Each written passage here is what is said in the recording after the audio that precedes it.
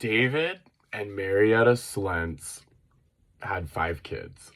And this was like the founding family of Christian Life Academy, which no longer exists, but, which operated a K through 12 out of the top floor of this little church.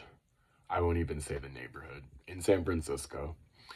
But in all, I have not mentioned the racial breakup of anyone in none of these videos, other than saying where people were apartheid settlers. But I am going to say that in this video, you'll see for a reason, and I bring it up for a reason. But mostly, the Slentzes were kind of similar to my family in many ways. Big family, a lot of kids, Latina mother, white father. White father who could also speak Spanish like my father. And David Slentz, he really, really wanted to be Latino. That's all I'll say. And I don't necessarily say that as a good thing or a bad thing. It's kind of just an observation.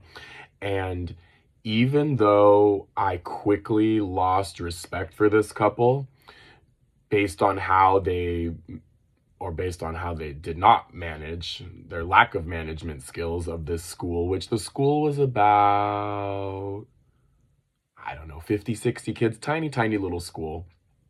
Like, not enough to have every grade, right? So it was split between fourth and up in one classroom, and then the elementary and everything in another one. I'm not even going to get into all those crazy details because we were only there for 1 year. I was only there for the 4th grade, and I'm glad this school doesn't exist anymore because these people literally have no business charging parents to dump their kids off at this glorified daycare, literal glorified daycare. But I don't honestly have as much resentment for the Slentz family as I do for the other teachers that I do. Ironically enough, it's not that my time was pleasurable. I'll get to that. But I think I almost have an appreciation for them for something that they did introduce into my life, that even though the circumstances were weird, and I'll get to it, I'm actually grateful. I'm actually grateful for the experience of, again, you'll see where I'm going with this. But anyway. So, 5 kids. All girls. Oldest one was a boy. So DJ, David Josiah, named after his, junior, named after his father. He was 3 years older than me, so he was in the 7th grade, and I was a 4th grader. And this was my main bully at Christian Life Academy. But here's the thing. He was like this scrawny little kid who was bigger than me, but I wasn't scared of him. It was just so annoying that he was bigger than me and that he thought that he could pick on me for that reason. So the other thing that was going on in the 4th grade that I remember happening around earlier in the year was that my cat was killed.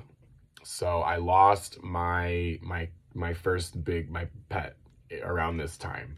And that was horrible. That was one of the worst things I've ever had to go through. And I just have this very vivid memory of being in the chapel, because this school every single day began with chapel. And I'll never forget David Slentz's oldest daughter, so DJ's sister, Abigail, who I had a crush on. And so that meant, especially since I was this was in the 4th grade. So she was a year or 2 older than me, but what does that mean when you have a crush on girls? That means you're mean to them, right? At that age. And it was so stupid because she was the nicest person ever. And anyway, I used to pick on her. I'll be honest. I used to pick on her because I had a crush on her. But she would always begin every morning, she would be her dad's, Christina Aguilera.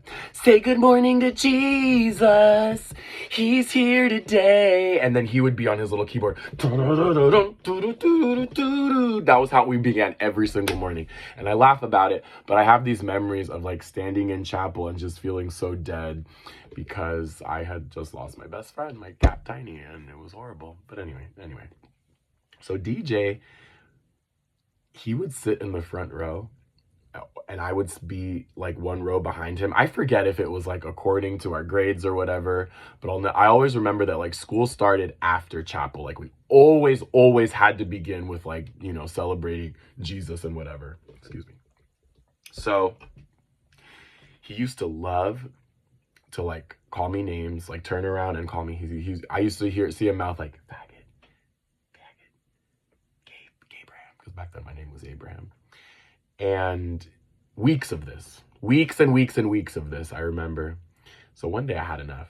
One day I literally had enough, and I said, if he does it one more time, I'm gonna slap him.